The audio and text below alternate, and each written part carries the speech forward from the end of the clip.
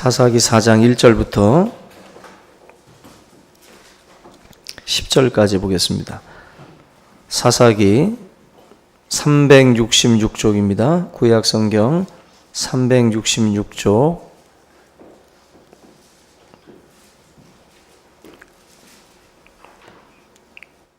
구약성경 366쪽입니다. 사사기 4장 1절 말씀부터 10절 교독하겠습니다. 제가 한 절, 여러분들 한 절 교독합니다. 에웃이 죽으니 이스라엘 자손이 또 여호와의 목전에 악을 행하매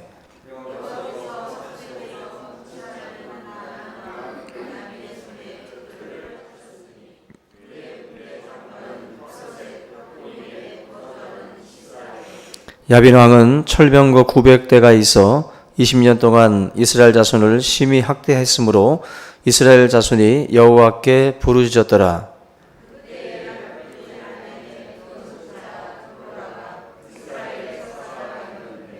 그는 에브라임 산지 라마와 베델 사이 드보라의 종려나무 아래에 거주하였고 이스라엘 자손은 그에게 나아가 재판을 받더라.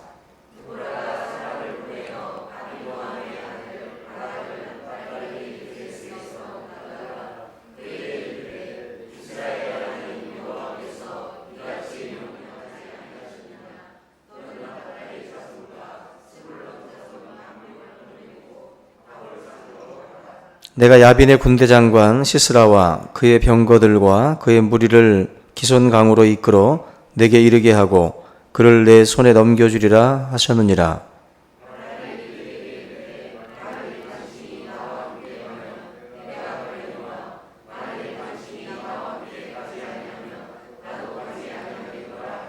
이르되 내가 반드시 너와 함께 가리라. 그러나 내가 이번에 가는 길에서는 영광을 얻지 못하리니 이는 여호와께서 시스라를 여인의 손에 파실 것임이니라 하고 드보라가 일어나 바락과 함께 게데스로 가니라.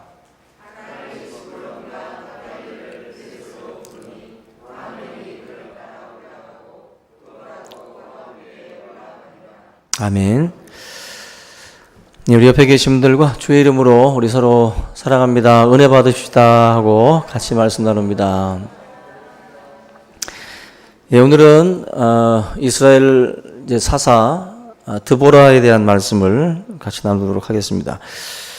우리가 이제 그 고질병 이런 말들을 많이들 하는데 고질병이라는 게 이제 쉽게 낫지 않고 오랫동안 어떻게 보면은 그 계속해서 이제 괴롭히는 병, 그걸 이제 고질병이라고들 말씀을 하는데 사실 이 육체적으로도 고질병이 있지만 영적으로도 고질병이 있습니다. 계속해서 뭔가 하나님 앞에 서지 못하고 계속 우리로 하여금 실패하고 넘어지게 만드는 그러한 영적인 고질병들이 또 있는데 성도들 가운데에도 마치 그런 사고다발 지역처럼 뭔가 이렇게 영적으로 어떤 상황에 부딪히면 또 넘어지고 항상 넘어지는 것에 넘어지는 분이 있어요. 그러니까 어떤 부분에서는 강한데 어떤 부분에서는 또 약해요. 근데 그 약한 부분을 뭔가 보강하고 계속해서 뭔가 자기 스스로가 준비를 해서 이 부분에서 자꾸 뭔가 좀 그 영적으로 극복하려고 해야 되는데 그러지 못하고 그 약한 부분이 계속해서 뚫리는 경우들이 있죠. 어떻게 보면 이제 고질병처럼 계속해서 영적으로 이제 그 한 사람을 괴롭히는 건데 오늘 이스라엘 백성들에게도 고질병이 있습니다. 계속해서 뭔가 이들의 그 삶에서 떠나지 않고 이스라엘 백성들을 괴롭히는 그런 그 고질병이 있는데 1절 말씀 같이 한번 보시면 이렇게 말씀합니다. 에웃이 죽으니 이스라엘 자손이 다 같이 읽습니다. 또를 빼면 안 돼요. 다시 읽습니다. 또에서 세게 말하세요. 시작. 에웃이 죽으니 이스라엘 자손이 여호와의 목전에 악을 행하며 잠도 깰 겸. 자, 우리 보세요. 지난주에도 이 또가 나왔잖아요. 근데 여기서 또가 나요. 또. 그냥 또 제가 예를 들었죠. 엄마들이 자식들이 잘못하면 또 저런다. 또 이런 말들을 많이 하는데 성경도 보면 하나님이 이스라엘 백성들한테 아유 저것들 또 요 말씀을 사사기에서 수없이 반복해요. 수없이. 이게 이제 어떻게 보면 영적으로 이제 고질병인데 지금 1절 말씀에 나와 있는 이 또 여호와의 목전에서 아뢰 행했다. 누가 죽은 후에 에훗이라고 하는 영적 리더가 죽고 나니까 또 풀어지는 거예요. 또 풀어지고 또 마치 선생님이 있을 때는 공부하는 척 하다가 선생님이 또 잠깐 나가면은 또 그냥 난잡하는 교실처럼 이스라엘 백성들이 에훗이 집권해서 이스라엘 백성들을 영적으로 끌고 갈 때만 해도 나름대로 이제 영적으로 이제 뭔가 이렇게 안정된 모습을 보이는데 에훗이 죽고 나니까 과거의 모습이 또 나오는 거예요. 이게 어떻게 보면은 이스라엘 백성들의 참 문제인데 사사기에서 이 순환 구조입니다. 계속해서 이 이야기들이 반복해서 나오게 됩니다.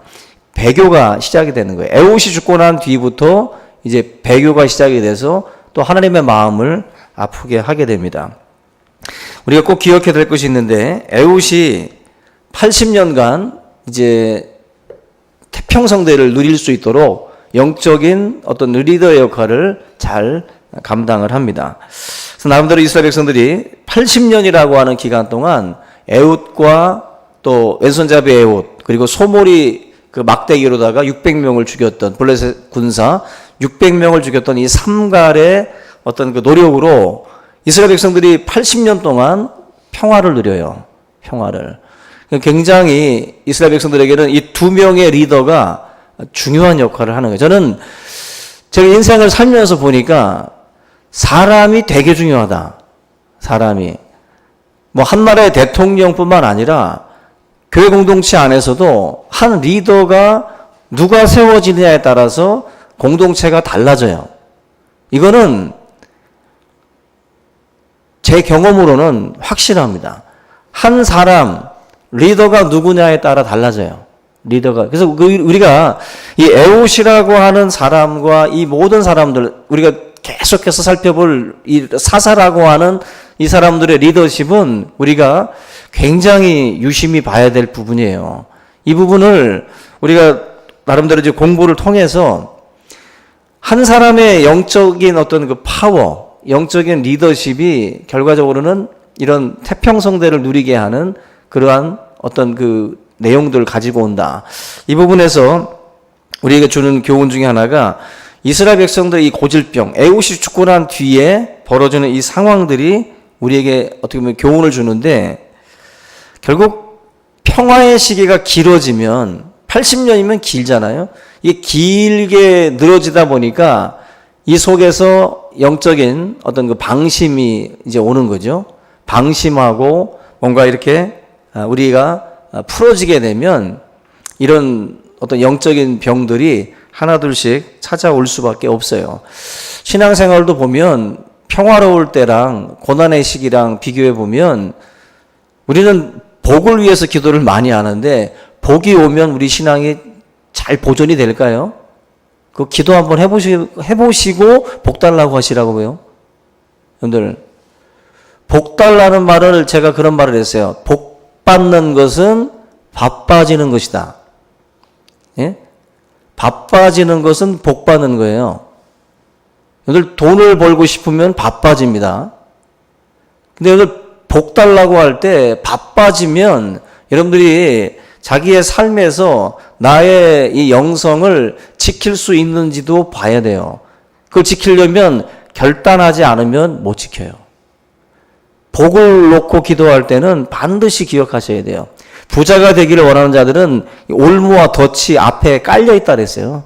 여러분들. 그걸 유념하고 우리가 기도해야 돼요. 그래서 지금 80년이라고 하는 긴 기간 동안 이스라엘 백성들이 태평성대를 누렸다면 이 속에서 이들의 영적인 부분에 있어서도 많이 나사 풀리듯이 여러분들 장롱도 오래 쓰면 풀리고요. 의자도 다 풀려요. 많이 끄떡끄떡 하다 보면은 결국 이걸 그때그때 조여주지 않으면 결국 나중에는 박살이 납니다. 그리고 이 80년이라는 기간이 어찌 보면 이스라엘 백성들의 영적인 이 나사가 슬슬 풀린 기간이에요. 이 기간 동안에 많은 부분에서 무너진 거예요. 근데 하나님이 이 내용에 대해서 미리 경고를 했어요. 신명기 8장 한번 12절 보시면 이런 말씀합니다. 신명기 8장 12절에 네가 먹어서 배부르고 아름다운 집을 짓고 거주하게 되며 또 네 소와 양이 번성하며 네 은금이 증식되며 내 소유가 다 풍부하게 될 때에 네 마음이 교만하여 네 하나님 여호와를 잊어버릴까 염려하노라. 하나님이 염려한다라고 미리 말씀을 해요. 그 다음에 17절에 네 마음에 이르기를 내 능력과 내 손의 힘으로 내가 이 재물을 얻었다 말할 것이다. 또 19절에 네가 만일 네 하나님 여호와를 잊어버리고 다른 신들을 따라 그들을 섬기면 그들에게 절하면 내가 너희에게 증거하노니 너희가 반드시 멸망할 것이라. 하나님이 신명기의 말씀을 통해서 가나안 땅에 들어갈 이스라엘 백성들한테 미리 언지를 줬어요. 등 따시고 배부르게 될 때 조심하라는 거예요. 그때 여호와 하나님을 잊어버릴까 내가 염려한다. 하나님이 염려된대요. 그래서 미리 이 말씀을 주셨어요. 근데 정말 보란듯이 하나님이 태평성대를 누리도록 그 축복을 주니까 이 가운데에 이스라엘 백성들이 또 타락하기 시작을 하는 거예요. 영적으로 병들기 시작을 하는 거예요. 우리가 뭐 일제시대, 공산주의 그 어떤 그러한 그 시기를 지나가면서 하나님께서 또 독재의 정권을 또 지나가면서 그런 단계 거쳐가면서 우리 기독교인들에게 많은 자유가 주어지고 좋은 부분들이 많이 나타났어요. 근데 시간이 지나면서 우리 기독교도 정말 많이 타락을 해요. 제가 수요일날 종교개혁에 대해서 말씀드렸죠. 종교개혁을 그렇게 멋지게 그렇게 너무 아름답게만 생각하지 말라 그랬어요. 종교개혁은 개혁주의자들이 프랑스에서도 6천 명이 하루 바돌로메 축일에 그날을 기해서 6천 명이 목배임을 당했고요.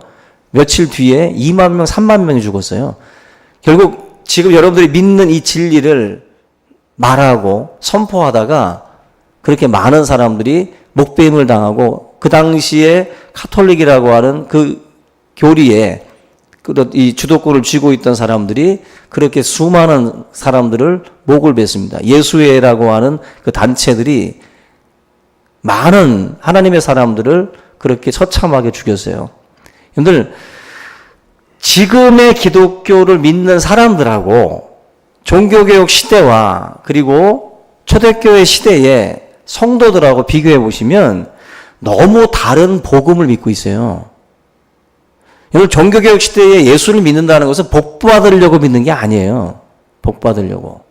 그 당시에는 예수 믿는다고 하면 우리가 믿는 이 바를 말하면 죽는 거예요. 그 당시 때는.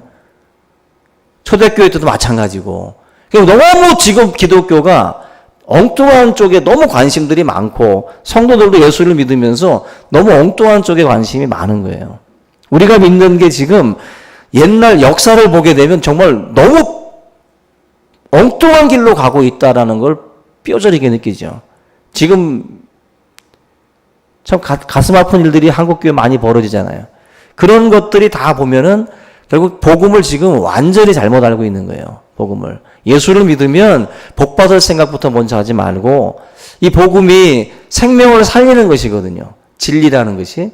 그런 것에 우리가 관심을 갖고 나아가야 한다라는 거예요. 근데 이 평화를 하나님이 주니까 이 평화의 시기에 기독교의 본질이 많이 퇴색이 되고 있어요.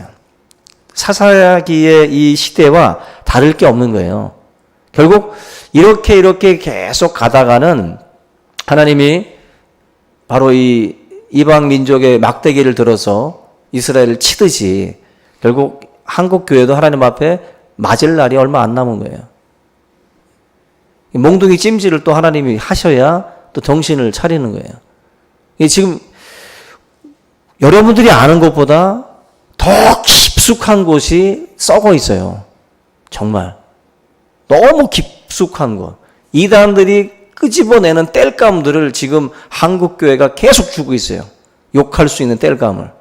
그게 지금 그만큼 많이 부패하고 썩었다는 건데, 하나님이 태평성대를 누리게 하고 종교의 자유를 주고 그렇게 우리를 하나님이 이끄셨으면 그 반응이 좋아야 되는데 그렇지 않다라는 거죠. 결국 하나님이 이 본문에도 보면은 결국 이 하솔왕 야빈이라고 하는 이 사람을 들어가지고 이 방종하고 방탕한 이스라엘 백성들을 하나님께서 때리시는 거죠. 여기 보면 2절과 3절 말씀 보시면 가나안 왕 야빈이라는 사람이 등장을 합니다. 그리고 하솔왕 야빈이라는 말도 나오는데, 지금 이게 여러분들 이름을 보시면 많이 들어본 이름일 거예요. 이게 여호수아서에 나오는 이름인데, 하솔왕 야빈이라는 사람이 여호수아 11장에 나와요. 100여 년 전의 이야기인데 이 사람이 지금도 살아있는 건가 싶기도 한데, 그것이 아니라 그 야빈이라는 것이 사람의 이름이 아니라 마치 파라오처럼 그런 그 이집트의 왕을 지칭할 때 파라오라고 발음했던 것처럼 아마 이런 왕의 호칭으로 보고 있어요. 야빈이라는 사람을. 100년 뒤의 사람이에요. 여호수아 이후에. 근데 이 100년 뒤의 사람인데 이 사람이 하나님의 도구가 돼가지고 이스라엘 백성들을 때리는 막대기로 쓰고 있어요. 보세요. 하솔왕 야빈은 100년 전에 여호수아에 의해서 정복당했고 죽임당했어요. 완전히 무너진 쪽이에요. 근데 이 무너진 단체가 100년 지나서 강성해져가지고 이스라엘을 때리는 막대기로 쓰여져요. 그러면서 이들의 압제에 이스라엘이 지금 당하고 있어요. 완전히 이게 주객이 전도된 식으로다가 완전히 바뀌어버린 거예요.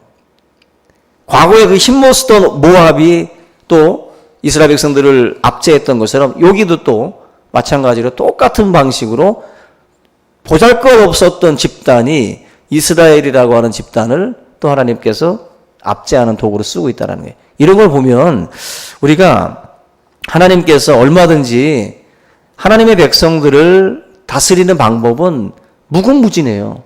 얼마든지 저쪽 돌을 들어가지고 하나님이 쓰실 수 있어요. 아무리 보잘것없어 보이는 집단일지라도 하나님이 막대기로 쓰고자 하면 쓰임을 받아요. 결국 지금 하솔왕 야빈을 보면은 3절 보니까 철병거가 900대가 있었다고 그럽니다. 지금으로 치면 탱크죠. 탱크가 900대 있는 거나 마찬가지예요. 이스라엘은 변변한 무기가 없었던 시절입니다. 그런 시절에 결국 철병거가 900대가 있는 이러한 야빈이 이스라엘 아주 넓은 지경을 이제 압제하면서 다스리고 있었다라는 것입니다. 20년 동안이에요. 20년 동안 하솔왕 야빈이 이들을 심하게 학대를 했다. 그런데 1년도 아니고 2년도 아니고 20년 동안 학대받았어요. 이걸 가만히 보게 되면 이 반복되는 하나님의 이 징계의 어떤 그 공통점이 하나가 있는데, 하나님은 항상 이렇게 이방 민족 들어서 징계를 내려요. 자연재해라는 방법도 있고 다른 방법도 있는데, 유독 하나님이 이 사사기에서 보면은 이방 민족 딱딱 들어가지고 갑자기 빼서 이스라엘을 하나님이 치고 있습니다. 이런 걸 놓고 볼 때 하나님은 왜 이 말씀을 우리가 계속해서 반복해서 볼 수밖에 없느냐 하면, 하나님이 미리 이 말씀을 하셨어요. 사사기 2장 3절에도 보면은 그들이 남겨놨던 그 족속들, 그 보잘것없는 족속들이 너희들의 올무가 되고 너희들의 옆구리를 찌르는 가시가 될 거라고 하나님이 미리 말씀을 해놨어요. 근데 이게 시간이 지나면서 정말 보잘것없었는데 이것들이 자라나가지고 이스라엘을 때리는 막대기로 하나님 쓰신다는 거예요. 자기들 생각에는 노예로 쓰고 장작 패는 사람으로 쓰고 이 모양 저 모양으로 쓸모가 있으니까 하나님 명령 따라 진멸하지 않고 남겨놨는데, 그 불순종의 그 죗값을 나중에 옆구리를 찌르는 가시처럼 그들이 받게 되는 거예요. 그러니까 우리의 계산대로 움직이면 안 된다. 자기들의 계산으로 이렇게 저렇게 계산해봐가지고 남겨놓는 게 나한테 유익이야. 하나님의 말씀대로 하지 않고. 근데 하나님은 아니라는 거예요. 네 계산이 틀렸다는 것을 반드시 하나님이 약속뿐만 아니라 심판에 대한 말씀도 그대로 보여주고 계세요. 그대로. 여러분들 신앙생활은 따라서 합니다. 계산하는 게 아니다. 계산하는 거 아니에요. 하나님의 약속의 말씀을 붙들고 가는 것이지 너무 계산하다 보면 하나님의 말씀을 못 따라가요. 그리고 우리가 너무 계산적인 사람 되지 말고, 여기서 말하는 계산은 너무 신앙적이지 않은 이 부분에서 이것을 우리가 생각해가지고 자기 나름대로 판단해버리는 그런 우를 범해서는 안 됩니다. 바로 이스라엘 백성들이 지금 저지르는 죄악 중에 하나가 바로 그런 거거든요. 우리가 이 이스라엘 백성들을 보면 참 무뎌졌다라는 것도 우리가 느끼는 게, 지금 보면 하나님께 지금 부르짖는 데 걸린 시간이 20년이에요. 80년 태평성대 누리다가 20년 동안 하솔왕에게 지금 억압을 받고 있는데, 20년째 되는 그 해에 이스라엘 백성들이 이제 부르짖기 시작을 하는 거예요. 이걸 보면은 재미난 게 뭐냐면은 그 부르짖음의 기간들이 그 사사 시대마다 점점 늘어나요. 처음에는 8년입니다. 그 구산 리사라임에게 압제당할 때 8년 동안 계속 그 부르짖지 않고 있다가 나중에 이제 8년 만에 부르짖어요. 나중에 또 이제 블레셋, 또 모압 이런 그 족속들에게 또 억압받을 때는 또 이제 18년. 그리고 이번에는 20년이 걸려요. 하나님 앞에 빨리빨리 나아가야 되는데, 이제 빨리빨리 문제가 터지고 뭔가 자기 자신들의 잘못을 깨달았으면 빨리빨리 엎드려야 된다고.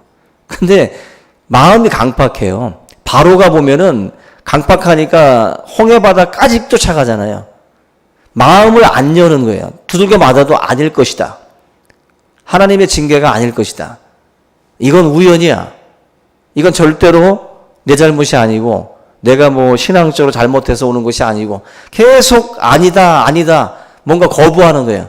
거부하다가 결국 20년 만에 부르짖는 거, 8년 만에 부르짖는 거, 또 18년 만에 부르짖는 거예요. 성도들이 신앙생활 하다가 그 예수님이 하신 말씀 중에서도 회개하라, 천국이 가까이 왔느니라. 그 말씀은 뭐냐면은 회개는 빨리 해야 되는 거예요. 그 시급성을 말씀하는 거예요. 천국이 지금 가까이 왔어. 빨리 회개하라는 거예요. 뭔가 우리들의 회개가 자꾸 지연되고 늦춰져서는 안 돼요. 영적으로 무뎌지면 시간을 자꾸 늘립니다. 자꾸 늘리고 죽어도 안 오거든요. 우리 옆에 계신 분들을 보면서 당신은 그래도 부드러운 심장을 가진 분입니다 라고 칭찬하세요. 입에서 안 나오겠지만, 여러분들은, 저는 그렇게 생각해요. 이 금요기도에 나온다는 거는 그래도 하나님 앞에 열린 마음이라고 보고, 하나님 앞에 나와서 우리의 어떤 그 무뎌진 마음들을 부드럽게 하나님 해달라고. 여러분들, 사람이 강팍하면은요, 그런 말 있잖아요. 그런 경우 있잖아요. 막 배가 막 꼬락꼬락 끓이는데도 밥 안 먹어. 말을 해놨어. 근데 자존심이 있어가지고 지금 배는 꼬락꼬락 끓이는데도 나 안 먹어. 계속 고집 부리고, 그러다가 다 잘 때 몰래 기어 나와가지고 그냥 조용 그냥 김에다 밥 싸 먹고 들어가는, 뭐 강팍해가지고 지금 이거 아닌 걸 알면서도 그냥 계속 밀고 가는 사람들이 있어요. 아닌데, 자기도 알아. 아닌데 계속 밀고 가는 거예요. 바보죠. 바보예요. 그게 바로 바로 왕이 한 짓이에요. 성도는 빨리 접을 줄 알아야 돼요. 하나님 앞에. 그게 지혜로운 거예요. 그걸 마치 대단한 심지가 견고한 것처럼 그렇게 생각하지 마세요. 하나님 믿는 사람들은 빨리빨리 구부릴 줄 알아야 돼요. 유연해야 된다고, 하나님 앞에. 여러분들, 용서 구할 것은 빨리빨리 용서 구하고, 미안해, 내가 잘못했다, 빨리빨리 접을 줄 알고 그냥 빨리빨리 풀고 빨리빨리 하셔야 돼. 괜히 똥꼬집 부리지 말고. 그러다가 다쳐요. 그러다가 마음 다치고 그러다가 굳어진다고. 빨리빨리 푸셔야 돼요. 빨리빨리. 그게 지혜입니다. 결국 20년 만에 하나님 앞에 부르짖어요. 결국 이 부르짖음에 하나님이 또 응답하십니다. 참 이걸 보면 또 또 하는데도 하나님이 또 사사를 또 보내셔서 또 이스라엘 백성들을 또 건져주십니다. 여기 보면은 20년 만에 하나님이 응답하시는 사람이 누구냐면은 바로 오늘 주인공인 여선지자 드보라예요. 오늘 드보라를 소개할 때 여기 4절 보니까 랍비돗의 아내라고 나와요. 랍비돗의 아내. 랍비돗이라는 말이 그 번갯불이라는 뜻이랍니다. 번갯불. 그러니까 번갯불의 아내면 뭐예요 이게? 남편 성질이 보통이 아니었던 것 같아요. 번갯불이라는 것은 막 번쩍번쩍 한다는 건데 그만큼 성질도 대단하고 소리도 컸던 것 같습니다. 근데 그 랍비돗의 아내인데 드보라라고 하는 이름의 뜻은 꿀벌이에요. 꿀벌. 약간 뭔가 맞지 않죠? 아마 남편은 그게 막 성질이 막 그런데 아마 드보라는 굉장히 부지런하고 또 달콤하게 뭔가 이렇게 좀 덮어줄 수 있고 그 격함을 뭔가 이렇게 좀 누그러뜨리게 만들 수 있는 어떤 그런 존재였던 것 같습니다. 근데 이런 드보라가 하나님의 도구로 부름을 받아요. 여선지자 드보라가 하나님의 사사로 부름을 받게 되는데 이게 참 재미난 겁니다. 여러분들 20년 만에 부르짖었는데 하나님의 응답은 누구? 여자예요. 정말 어처구니가 없죠. 여기 보면은 제 말을 너무 이상하게 듣지 말고 여자를 하나님이 여기다 세웠다는 것은 당시로 보면은 너무 어처구니 없는 거예요. 정말 엄청난 사람들이 많은데 그 중에 왜 하필이면 여자를 이 주부를 그것도 누구의 아내인 주부를 불러가지고 이스라엘을 건지겠다고 하나님이 지금 드보라를 세웠다는 거예요. 이거는 이스라엘 백성들 입장에서 볼 때는 약간 실망스러운 거예요. 근데 우리가 지난번부터 계속 살펴봤던 그 선지자들을 이 사사를 보게 되면 어떻습니까? 에웃은 왼손잡이였고 오른손을 못 쓰는, 그리고 삼갈은 소모는 막대기로 소를 몰던 사람이에요. 한마디로 그렇게 대단한 출신도 아니고 보잘것없는 직업을 가지고 있었던 사람이에요. 근데 그 사람을 들어서 하나님이 이스라엘의 사사로 세웠어요. 이번에는 여자를 들어서 또 하나님이 사사로 쓰십니다. 이런 내용들을 결국 우리가 보게 되면 하나님의 일하시는 방법은 우리들의 상상을 초월해요. 다시 말하면 우리 판단으로 나는 못해, 쟤는 안 돼 이렇게 말씀하시면 안 된다는 거예요. 쟤는 저래서 안 되고 얘는 이래서 차 튀고 포 튀면 아무도 안 남죠. 교회에서도 다 따지고 보면은요, 이 사람은 여기 성격 들어서 안 되고 이 사람은 좀 안 돼, 다 안 돼. 이 중에 앉아 계신 분들도 다 안 돼요. 단점을 제가 말씀을 드려볼까? 소리치며 나갈걸 여기서? 아마 고개 이렇게 갸웃거리면서 맞긴 한데 기분 나빠 하고서 나갈 거예요. 여러분들이 제 장점과 단점이 보이듯이 제가 여러분들의 장점과 단점이 보여요. 10년, 20년, 30년 같이 지내면서 보면은 장점이 있고 단점이 다 있어요. 둘이 다 같이 공존해. 그래서 어느 부분을 이쁘게 보느냐에 따라서 제 마음이 평안해지고 제 마음이 혼돈스러워져요. 여러분들 마찬가지예요. 사람을 볼 때 어느 부분을 볼 것인지를 봐야 돼요. 어느 부분을 볼 것인지. 우리가 선택하는 거예요, 그건. 사람을 볼 때도 내가 이분에게서 이 부분을 보자. 그래요. 이 부분은 좀 그렇지만 이 부분을 보자. 이렇게 같이 봐야 돼. 그렇게 보지 않으면 우리가 선택하지 않으면 안 돼요. 그러니까 하나님의 쓰시는 사람들을 보면 목사는 부름받았다고들 말을 하는데 제가 이제 목사님들하고 같이 지내다 보면 목사님들도 다 단점이 보여. 단점이 보이는데 또 장점이 또 있어요. 그래서 보면서 하나님 저것 때문에 또 저분을 쓰시는구나. 저건 아닌데 저것 때문에. 똑같아요. 목사님들도 똑같고 교회 안에서 모든 사역하시는 분들, 찬양 사역자든 선교사든 다 똑같아요. 선교사들은 다 대단한 분들 아니에요. 다 고만고만해요, 다. 근데 우리가 결국 우리가 에우시고 우리가 삼갈이고 우리가 드보라야, 다. 그런데 하나님이 우리를 불러서 쓰시는 거예요. 기름 부으신다는 말이 뭐예요? 하나님이 붙들어 주는 거예요. 저와 여러분들을 하나님이 쓰시는 것은 주님의 도구가 되어서 쓰여지는 것이 내가 어떤 좀 미스 바른 지팡이라 쓰임 받는 게 아니에요. 그냥 지팡이에요. 우리는 그냥 아무것도 아닌 지팡인데 주님의 도구로 쓰여지는 거예요. 그리고 이 사사 속에 나와 있는 수많은 인물들은 다 그렇게 고만고만한 거예요. 그런데 중요한 건 하나님 앞에 우리의 능력치는 다 부족하고 다 연약해요. 근데 금그릇, 은그릇, 나무그릇 다 있지만 쓸 수 있는 그릇은 깨끗한 그릇이에요. 금그릇, 다시 말하면 아무리 재주가 좋고 아무리 가진 것 많아도요, 더러우면 못 써요. 금그릇도 닦아야 쓰는 거예요. 차라리 깨끗한 나무그릇에 음식 주는 게 낫지. 야, 금그릇이니까 받아 먹어. 어느 그릇에 먹을게요. 나무 그릇이라 할지라도 깨끗한 그릇에 먹는 거예요. 주님께 쓰임 받는다는 것은 능력치가 아니에요. 능력치가. 내 능력치가 이 정도 돼야 쓰이는 게 아니에요. 내 능력치가 나무 그릇일지라도 주님 앞에 거룩하게 준비되면 쓰임 받는 거예요. 그리고 내가 하나님 앞에 사역을 할지라도 모든 사역 속에 내가 부족해도 하나님 앞에 신실하게 살아가려고 노력하면 그 사람 통해서 쓰임 받는 거예요. 제 아무리 금그릇같이 보여도 더럽게 살고 있고 추하게 살아가고 있으면서 주님 앞에 와서 헌신하면 그건 헌신도 아니에요. 그건 하나님 앞에 영광 받을 수가 없어요.